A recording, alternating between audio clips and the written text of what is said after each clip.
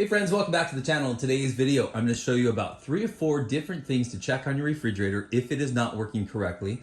These 3 or 4 are very easy and something that a somewhat handy homeowner should be able to do without having to call a service tech. I'm going to guess that 80% of the time that your refrigerator or freezer is not working correctly, you can solve it on your own. The power of YouTube, a little bit of tools maybe, you should be able to solve these. And then maybe 20% of the time, you got to call a pro. So let's talk about, how about the most common first? Here is the number one thing that goes on with the refrigerator and the reason it might not be cooling correctly. You need to clean the coil, a condenser coil, typically located in the back or underneath your refrigerator. So let's go take a look at that.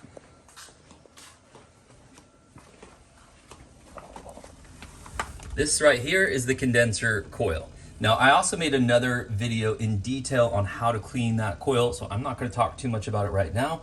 However, the idea is that this coil has air that runs over it by this fan right here, by the way, and that air helps to cool the Freon, or pull the heat off is actually what it does. But what happens is this gets dirty, and it gets dirty probably once or twice a year. You need to clean that.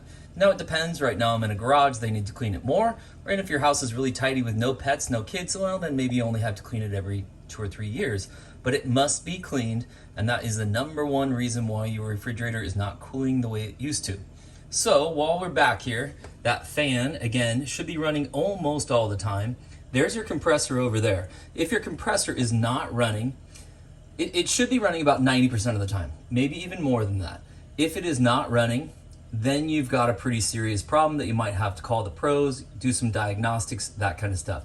Now, if you're pretty handy, what you can do, this refrigerator right here, by the way, I have the refrigerator plugged in. I know what I'm doing. Never have these compartments open and never be doing work down here with the power on. So if you look right here, see that red light? That red light oftentimes will be blinking when you have a problem with your refrigerator. And what you can do is you can correspond right down here how many blinks, and it will help you to sort of decode where your problem might lie. Now again, like I said, this is going to be the most common one to clean out this coil right here. So even if you didn't have the ability to use those codes, this is where I would look first. Okay, let's go back to the front of the refrigerator. Actually, let's go to the inside. This particular refrigerator is what they're calling a twin cooling. This actually has 2 coils, one in the refrigerator, and it's located right behind this plastic piece here, well, down in here. And to get to it, you'd have to take out all the stuff, take out the shelves, and there's only a couple screws that hold it in. That can get iced over, and it can actually be sort of a block frozen. And also, down in the freezer compartment, we have another one right here. And that coil, you can see that little black, that is a screw. There's another one on this side right here. To take that piece off and check to see if it's frozen over is very easy to do.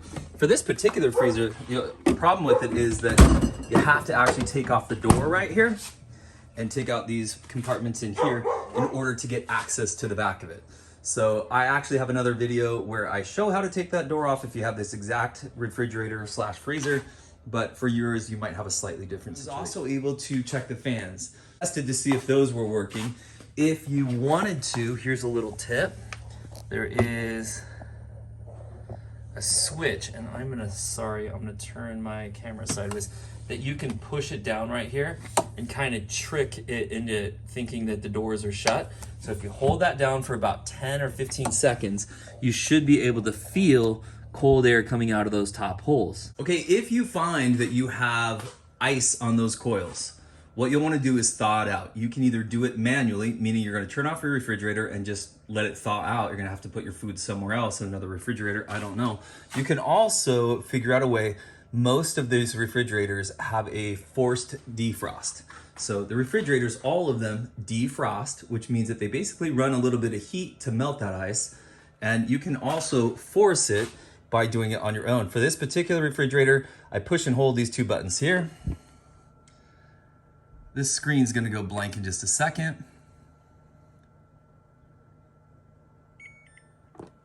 And once I get to here, I can just press F1, F2, F3, and then FD is what we want. That FD is the force defrost.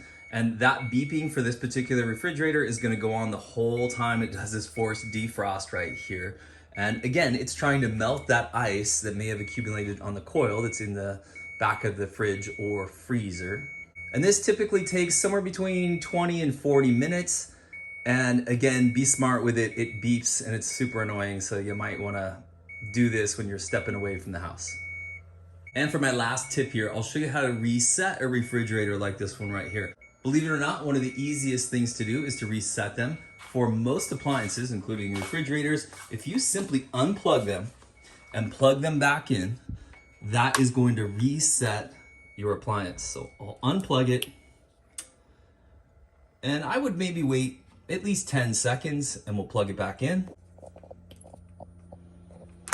And that will reset the sort of computer parts, if you will, and sort of reset our refrigerator. It's relatively common that these need to be reset. So if you had like a power surge or something like that going on, then maybe the electronics aren't quite working right.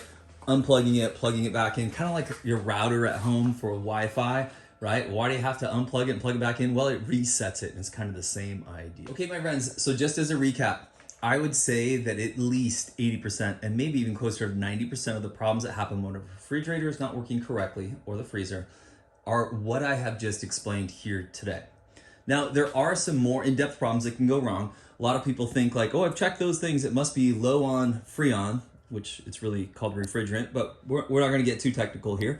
But the chances of your refrigerator being low on Freon or refrigerant is very, very slim. It does happen, but it doesn't happen very often. For this particular model, if you have this one right here, one of the problems that this particular refrigerator is prone to is it has a three-way valve, which is this right here, this component.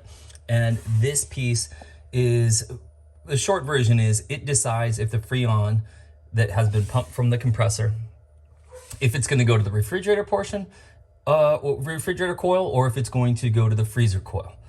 And this can malfunction, and for whatever reason, it'll fail to send it to the freezer, so that your freezer will be warm, but the refrigerator part seems to be working perfect.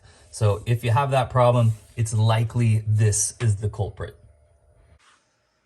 So this was just kind of an overview. If you want to check out my other videos, I go in depth on most of these different troubleshooting tips that I gave you, and I can show you especially like how to clean that coil. That's a really good one.